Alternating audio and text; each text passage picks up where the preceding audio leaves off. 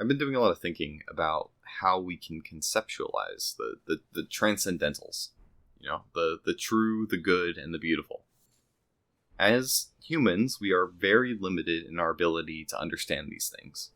We can intuitively feel some of the truth and the goodness and the beauty, but we fail a lot, like a lot of the time. And so how do we determine if something is beautiful or something is true or something is good? And I like to conceptualize this as a box. We have our box of good things or beautiful things or true things. And we walk around and we encounter things, and sometimes we're challenged because we see something out there that's not in our box that seems beautiful or seems true or seems good. So let's try to think of examples.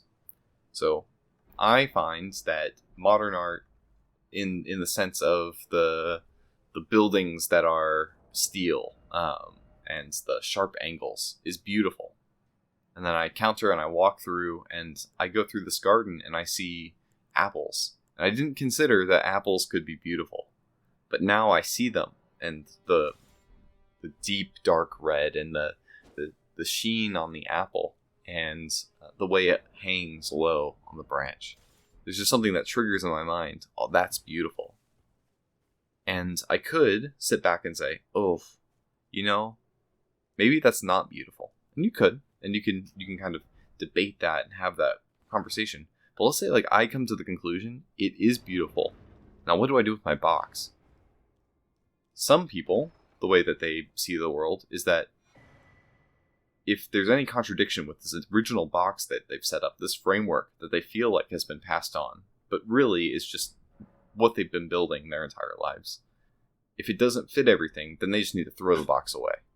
That there is no transcendentals. Now, I would argue that's not the case. The proper order of things is you see what's in your box, and you notice that something outside of it is beautiful, and you realize, my box doesn't include everything. Therefore, I need to reconsider this box. Maybe there's some stuff in here that isn't beautiful. That's a chance. That's a possibility. Or maybe the box isn't big enough to hold everything. So there's these two possibilities. And so your box has to break. And you have to reform it into the right shape that it needs to. The one thing to consider, though, that is extremely important here, is that the box is certainly going to be incorrect because of our limitations as humans. We can't possibly encapture and envision all the things that could be in it. But we can do it enough that it's livable. And that's the important part. Because no matter what, we need something that we can actually live and trust to a significant amount and be able to process our lives in. Once we deny the existence of beauty or the existence of truth, there are a whole slew of other problems. And so, how can we live right here, right now, and live in an understanding of truth and beauty and goodness? And it just has to be reconfigured constantly. And so, for some people, it's coming back to a baseline, right? So they base their box on a principle or a book or something, and they come back to it. As for many people, that's what they'll think in their minds. It's often much deeper. It's a thing that's been influenced onto you from the generations around you, from your peers, and then even deeper than that, I think there's something that's intuitive. It's inside of you. That's why you're able to recognize some of these things. And some people will point to it's part of your biology, and I agree that it's part of your brain structure is you find things beautiful. However, because I'm talking about transcendentals, I do think that there is some sort of eminence, right? There's this distinction between the emergence, this thing of the beauty is in our minds. I think there is an element of that, but I think the much more important piece is that there is something beautiful that is in the object itself.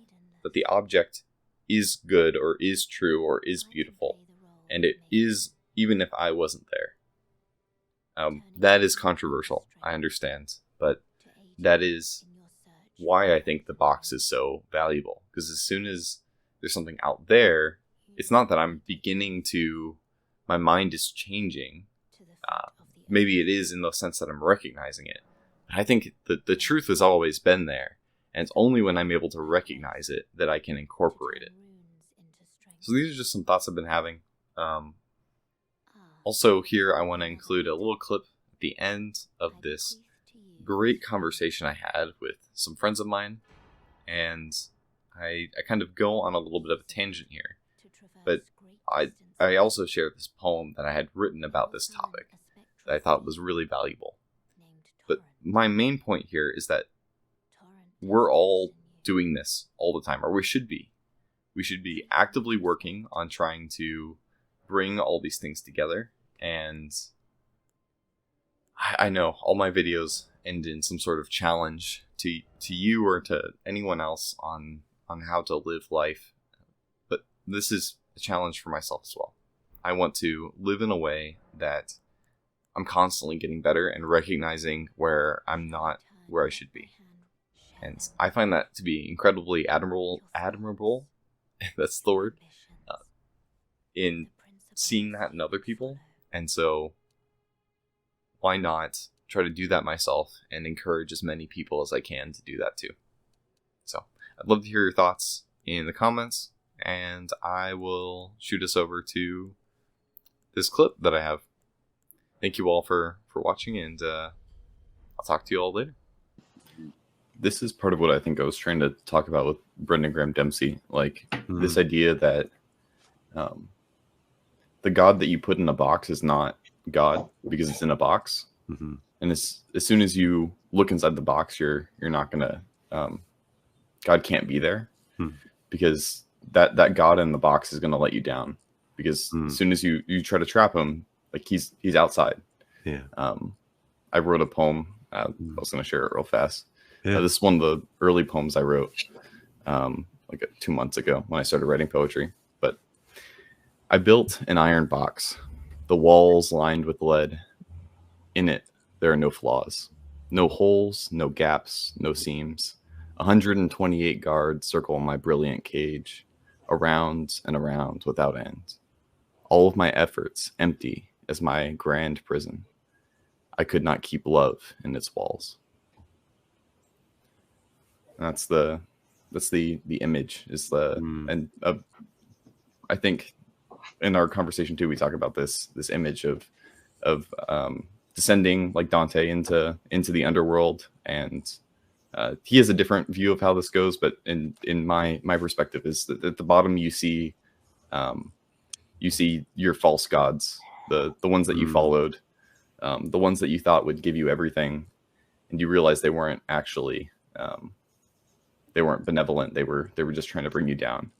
And so this recognition that I think that's the cycle where it's like you think you understand God, and then as soon as you think you understand God, you've been trapped, because at that point your pride is taken over, and you have to go through this cycle again of like this washing out and being like, okay, this limit I put on God now has caught me. I have to go down again and then rework it and then come back through.